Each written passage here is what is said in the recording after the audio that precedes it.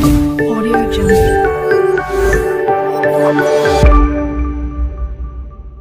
Assalamualaikum warahmatullahi wabarakatuh. Saya Riki Wilhelmina akan menjelaskan materi biologi umum yang terakhir atau yang ke-9, yaitu tentang ekologi. Langsung saja ke subtopik yang pertama, menjelaskan tentang pengertian, ruang lingkup, dan kajian ekologi. Yang pertama, kemukakan definisi ekologi dan ekosistem.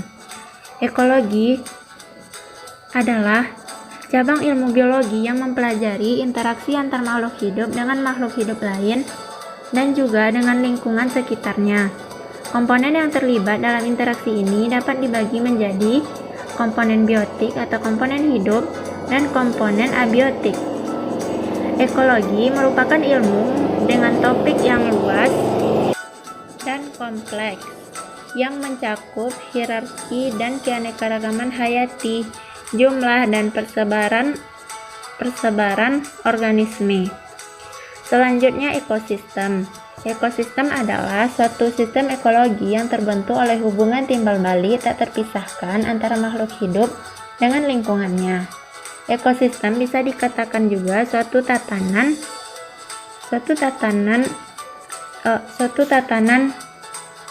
kesatuan secara utuh dan menyeluruh antara segenap unsur lingkungan hidup yang saling mempengaruhi.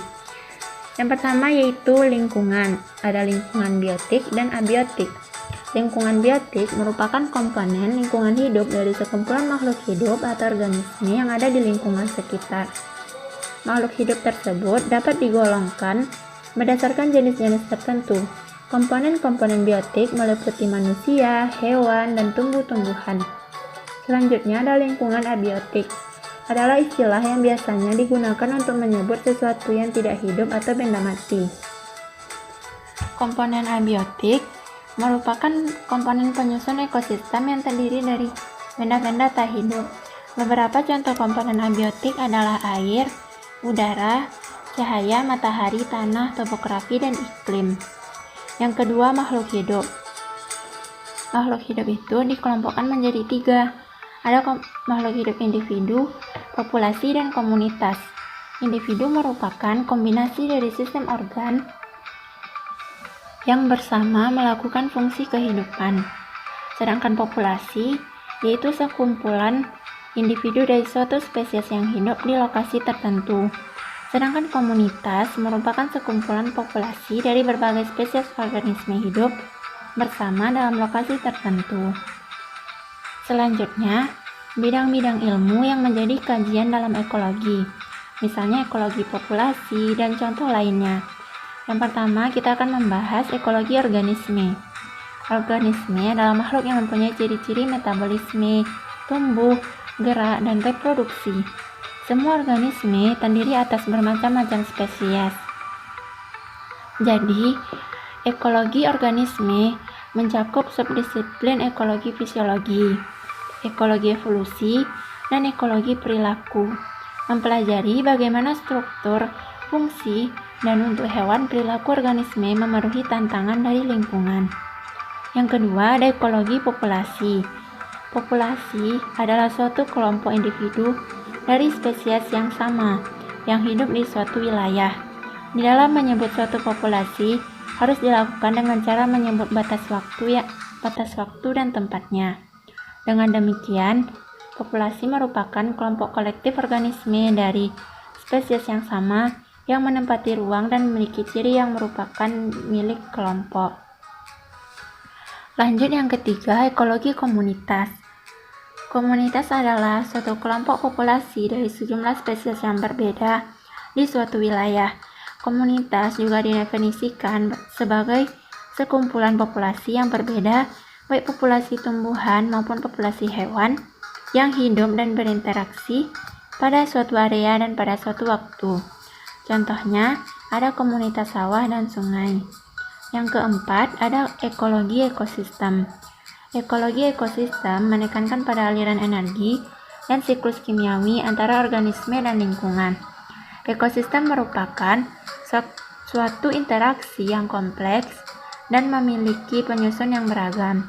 Suatu ekosistem berdasarkan Susunan dan fungsinya itu ada 4. Komponen autotrof, komponen heterotrof, bahan tak hidup, dan pengurai. Yang kelima, ada ekologi bioma. Bioma adalah mosaik ekosistem yang saling terkait. Riset dalam ekologi bioma berfokus pada faktor-faktor yang mengontrol pertukaran energi, material, dan organisme di berbagai ekosistem. Lanjut yang terakhir, yang keenam, ada ekologi biosfer. Biosfer adalah ekosistem dari semua ekosistem dan bentang alam atau bioma di planet ini. Ekologi global atau biosfer mengkaji bagaimana pertukaran regional energi dan material memengaruhi fungsi dan distribusi organisme di seluruh biosfer. Lanjut ke subtopik yang kedua, menjelaskan peran makhluk hidup dalam ekosistem dan interaksinya dengan lingkungan. Adapun peran makhluk hidup dalam ekosistem dapat dibedakan menjadi 4. Yang pertama, produsen. Organisme atau makhluk hidup produsen adalah organisme yang menghasilkan makanan dalam satu rantai makanan. Organisme produsen bersifat autotrof yang dapat menghasilkan makanan sendiri. Contoh makhluk hidup yang bersifat autotrof adalah tumbuhan yang menghasilkan. Tanaman adalah organisme fotoautotrof, berarti bahwa tanaman ini melakukan produksi makanan dengan menggunakan energi dari sinar matahari. Yang kedua, ada konsumen. Organisme yang tidak menghasilkan makanan sendiri berperan sebagai konsumen dalam rantai makanan yang mendapatkan makanan dari makhluk hidup lain. Organisme produsen bersifat heterotrof yang tidak dapat menghasilkan makanan sendiri dan harus mengambil, misalnya dengan memakan hidup lain. Hewan umumnya bersifat heterotrof, sementara tanaman bersifat autotrof, sehingga hewan harus memakan makhluk hidup lain agar bisa mendapatkan sumber energi. Yang ketiga, pengurai. Makhluk hidup pengurai mendapatkan makanan dengan mengurangi sisa makhluk hidup yang sudah mati. Yang termasuk pengurai adalah jamur, lumut kera, beberapa jenis bakteri, serta hewan seperti cacing tanah. Pengurai membantu menguraikan makhluk hidup yang mati dengan merubah senyawa organik kompleks di sisa makhluk hidup, seperti selulosa di dinding sel tanaman, menjadi senyawa yang lebih sederhana. Yang keempat, detritivor. Mempunyai peranan penting dalam ekosistem karena mereka membantu menguraikan zat organik menjadi zat anorganik untuk kemudian lagi diolah lagi oleh produsen. Contoh detritivor adalah cacing tanah, bakteri, pembusuk, dan jamur. Selanjutnya, bagaimana interaksi keempat komponen tersebut dengan komponen abiotik dalam sebuah ekosistem, yaitu pertama dengan ekosistem mangrove dan ekosistem padang lamun, ada ekosistem terumbu karang, dan sebagainya. Terumbu karang adalah endapan-endapan masif yang penting dari kalsium karbonat, terutama dihasilkan oleh karang dengan sedikit tambahan dari alga berkapur dan organisme lain yang mengeluarkan kalsium karbonat. Lanjut ke subtopik yang ketiga, menjelaskan contoh keanekaragaman biosfer dan faktor-faktor yang mempengaruhi terjadinya keragaman biosfer tersebut. Pertama kali, kita harus mengetahui pengertian biosfer. Biosfer adalah lapisan bumi yang dapat dihuni atau ditinggali oleh makhluk hidup untuk melangsungkan hidupnya. Lapisan ini berupa daratan, perairan, dan udara yang memungkinkan adanya kehidupan dan proses biotik berlangsung.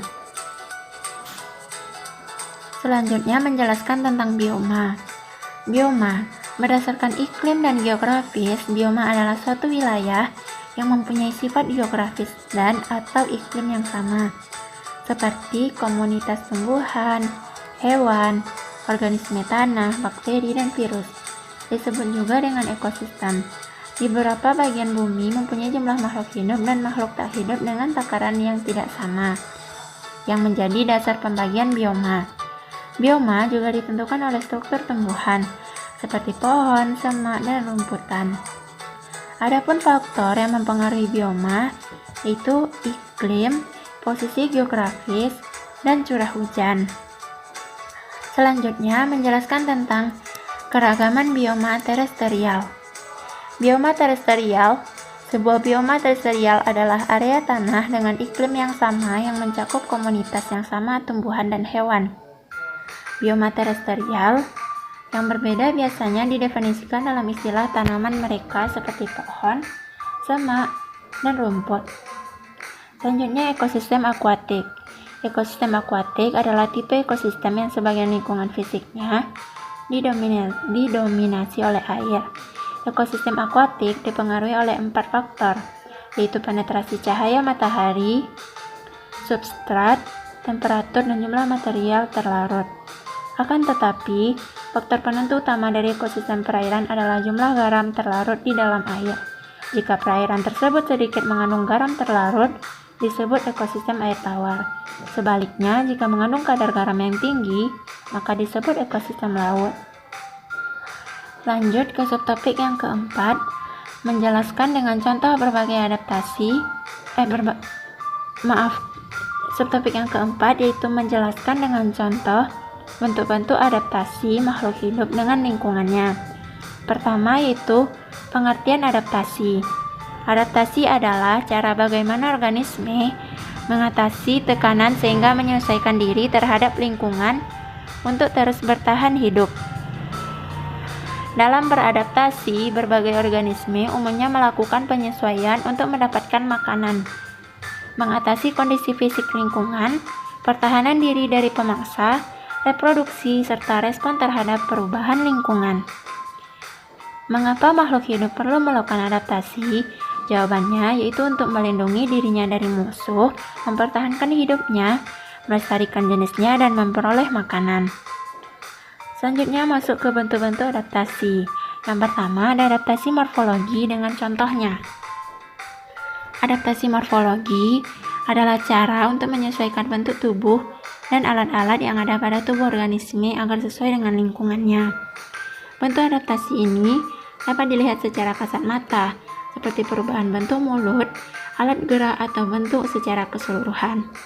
Contoh adaptasi morfologi yang sering kita ketahui atau jumpai yaitu bentuk paruh dan kaki burung yang berbeda, dan bentuk mulut serangga atau bentuk daun pada tumbuhan. Yang kedua ada adaptasi fisiologi. Adaptasi fisiologi adalah proses penyesuaian diri berdasarkan fungsi kerja organ-organ tubuh organisme terhadap lingkungannya. Untuk mengetahui bentuk adaptasi ini tidaklah mudah karena berkaitan dengan fungsi organ di dalam tubuh. Contoh yang dapat ditemukan pada manusia yaitu jantung atlet olahraga rata-rata lebih besar dibanding ukuran jantung orang normal.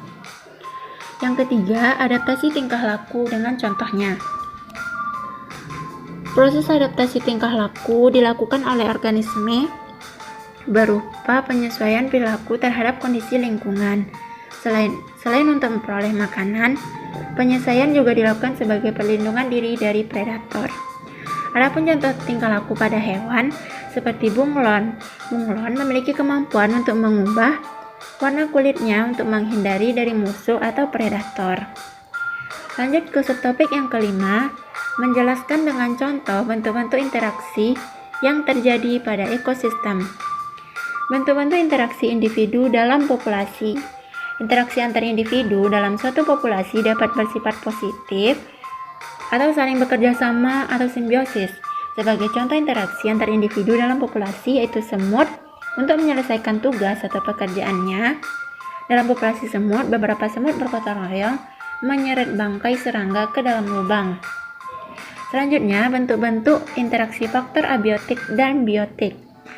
Yang pertama, interaksi antar komponen biotik. Tadi di atas, interaksi intraspesifik dan interaksi interspesifik.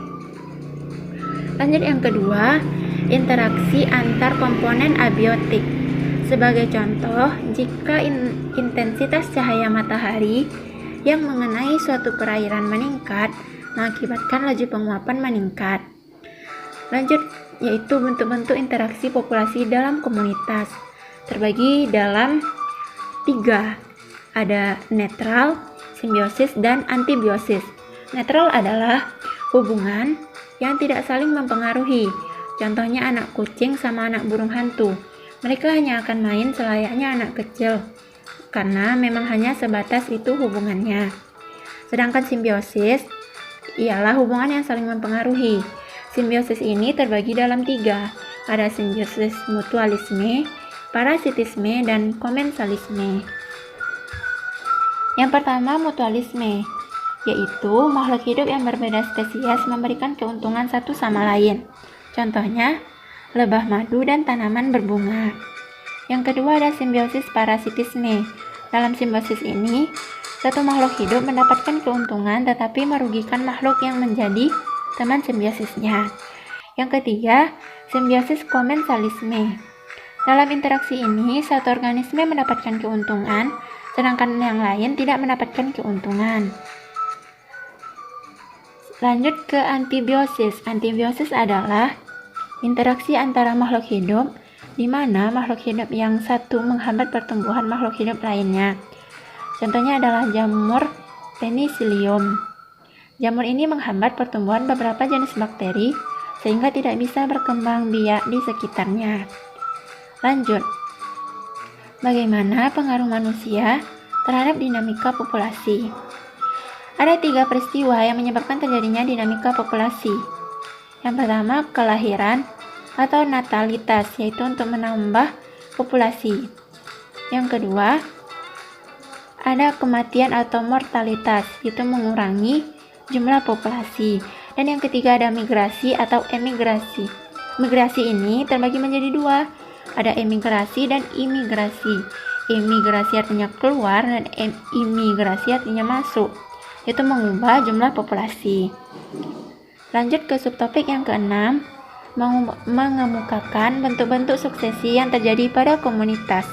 Faktor penyebab terjadinya suksesi. Yang pertama, pengertian suksesi. Suksesi adalah suatu proses perubahan berlangsung satu arah secara teratur yang terjadi pada suatu komunitas dalam jangka waktu tertentu, hingga terbentuk komunitas baru yang berbeda dengan komunitas sebelumnya. Berdasarkan bentuk-bentuk suksesi, dibedakan menjadi 2. Ada suksesi primer dan suksesi sekunder. Suksesi primer ini yaitu perkembangan vegetasi mulai dari habitat yang tidak bervegetasi serta mampu melewati tahapannya tanpa gangguan dari luar. Sedangkan suksesi sekunder terjadi apabila suatu suksesi normal atau ekosistem alami terganggu atau dirusak. Contohnya kebakaran, perladangan, penebangan secara selektif, dan pengembalaan dan banjir. Lanjut, faktor-faktor yang mempengaruhi suksesi. Adapun faktor yang mempengaruhinya, yang pertama iklim. Tumbuhan tidak akan dapat tumbuh teratur dengan adanya variasi yang lebar dalam waktu yang lama. Keadaan iklim kadang-kadang membawa akibat rusaknya vegetasi baik sebagian maupun seluruhnya. Yang kedua ada topografi. Suksesi terjadi karena adanya perubahan kondisi tanah, yaitu karena erosi dan biotik. Selanjutnya, menjelaskan tentang komunitas klimaks. Komunitas klimaks adalah suatu komunitas terakhir dan stabil atau tidak berubah yang mencapai keseimbangan dengan lingkungannya. Komunitas klimaks ditandai dengan tercapainya hemostasis atau keseimbangan, yaitu suatu komunitas yang mampu mempertahankan kestabilan komponennya dan dapat bertahan dari berbagai perubahan dalam sistem secara keseluruhan. Contoh klasik untuk menggambarkan peristiwa suksesi adalah kejadian di Gunung Krakatau, Banten pada tahun 1883. Lanjut ke subtopik yang ke-7, menjelaskan hubungan rantai makanan dengan jaring-jaring makanan dan piramida makanan. Yang pertama, jelaskan rantai makanan dan contohnya.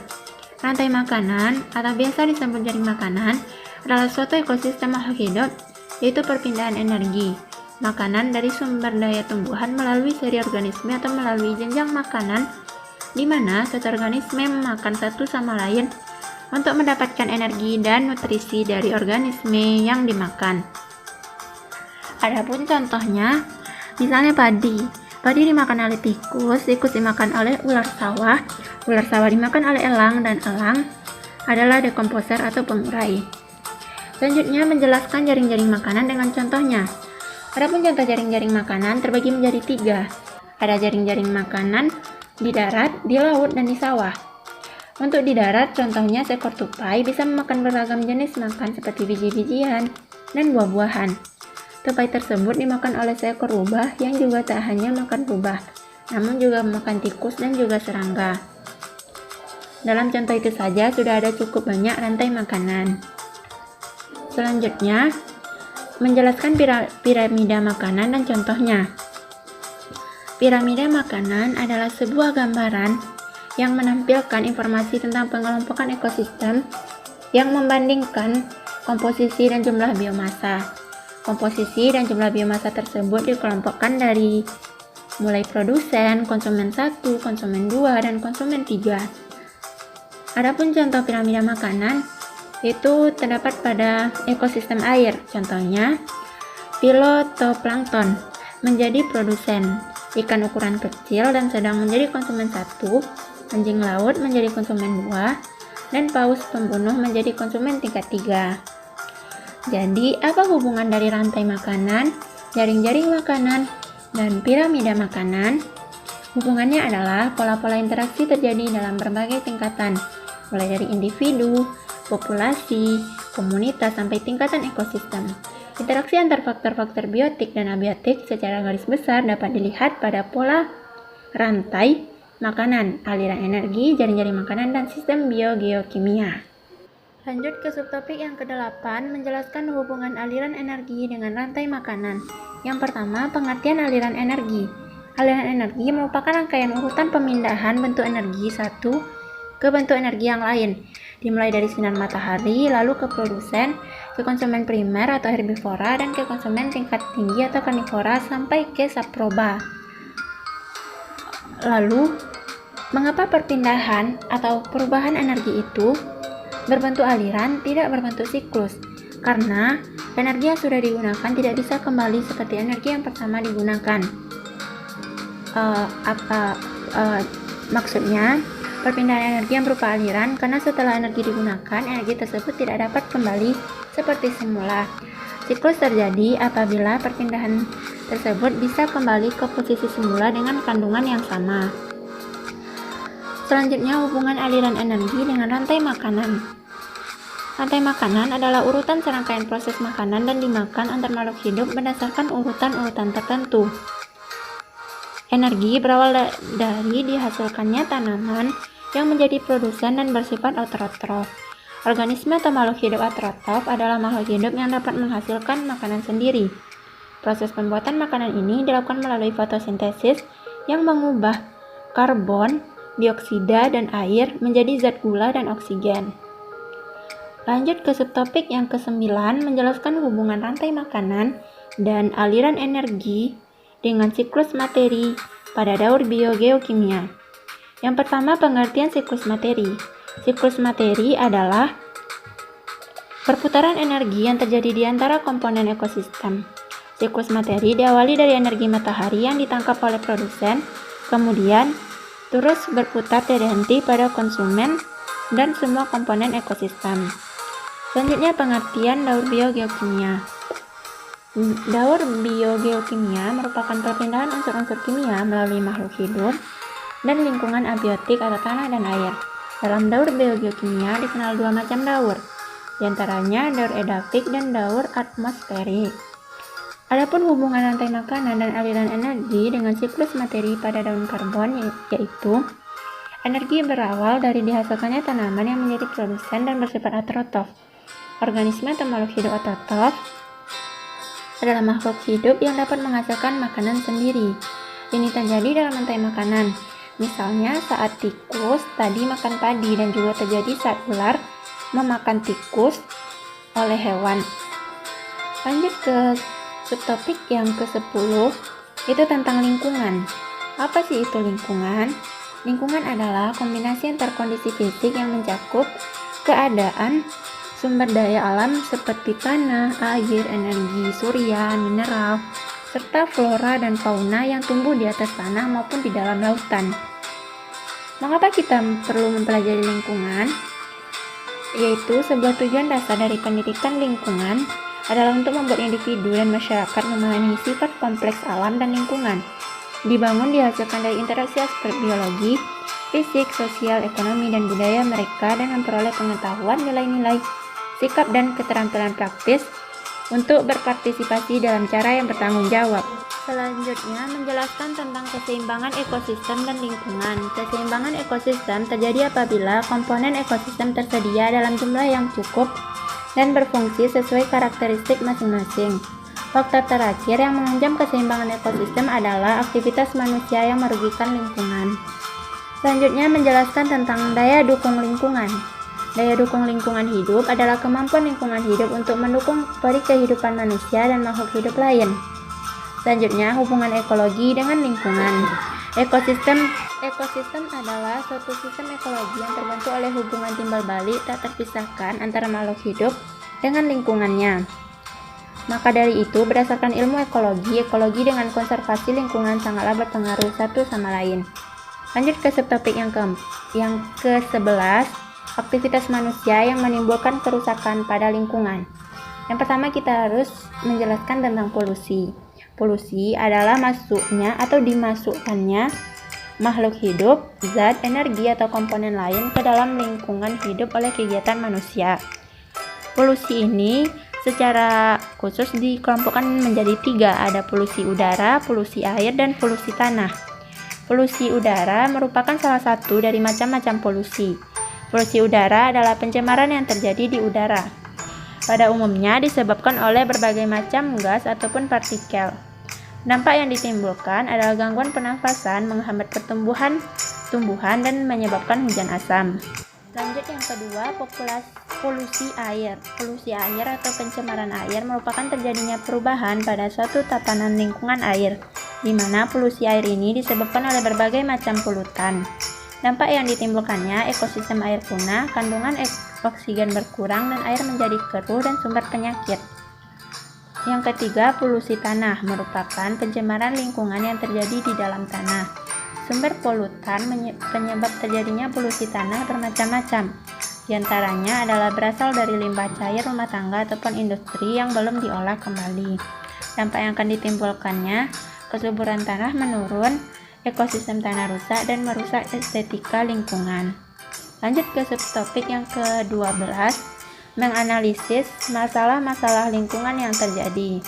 Masalah lingkungan dikelompokkan menjadi 3, ada masalah lingkungan berskala lokal, berskala regional, dan berskala global. Contoh masalah yang berskala lokal itu ada kekeringan, banjir, longsor, erosi, dan intrusi air laut yang sering terjadi di sekitar kita. Adapun masalah lingkungan yang bersifat regional itu ada kebakaran hutan dan pencemaran minyak lepas pantai. Lanjut ke masalah lingkungan yang bersifat global, itu ada pemanasan global, penipisan lapisan ozon, hujan asam, pertumbuhan populasi, pencemaran limbah B3, dan penurunan keanekaragaman hayati. Lanjut ke subtopik yang ke-13, aktivitas manusia dalam mengelola lingkungannya. Pengelolaan lingkungan hidup adalah usaha sadar untuk memelihara dan atau melestarikan serta memperbaiki suatu lingkungan agar dapat memenuhi kebutuhan manusia sebaik-baiknya. Pengelolaan lingkungan hidup mempunyai ruang lingkup yang secara luas dengan cara beraneka ragam pula. Yang pertama, tentang pengawetan hutan. Pengawetan hutan merupakan sumber daya alam yang dapat diperbaharui, manfaatnya sangat besar bagi kehidupan manusia. Selanjutnya, pengawetan tanah. Pengawetan tanah adalah usaha pengendalian erosi, melakukan koreksi tanah-tanah yang mengalami kekurangan unsur hara. Setelah itu ada tentang pelestarian flora dan fauna. Pengertian pelestarian flora dan fauna adalah menjaga secara utuh flora dan fauna agar tidak punah dan melestarikan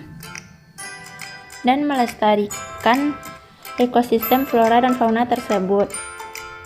Adapun penanganan dan pengolahan limbah dapat dilakukan dengan penyaringan, flotasi, absorpsi, pengendapan, penyisihan, dan lain-lain. Lanjut ke subtopik yang terakhir yang ke-14, yaitu menelaah kajian Islam yang berkaitan dengan ekologi dan lingkungan hidup. Pertama, terdapat dalam Quran Surat Ar-Rum ayat 41. Allah telah memperingatkan kita untuk tidak membuat kerusakan di atas bumi ini. Dan Allah juga berfirman dalam Quran Surah Al-Anbiya ayat 107 yang artinya, dan tidaklah kami mengutus kamu melainkan untuk menjadi rahmat bagi semesta alam. Adapun tugas kita seorang muslim untuk menjaga lingkungan ini yaitu dengan yang pertama mengumpulkan semua orang dari berbagai latar belakang untuk bersama-sama melindungi lingkungan. Yang kedua, dengan memperbaiki lingkungan dengan seluruh kemampuan. Teruslah menanam pohon dalam keadaan apapun. Yang ketiga, dengan melakukan penghijauan dan menanami tanaman yang tandus. Yang keempat, dengan tidak mengotori dan merusak tempat umum atau alam. Dan yang kelima, yaitu dengan menghemat penggunaan air. Sekian penjelasan dari saya. Wassalamualaikum warahmatullahi wabarakatuh.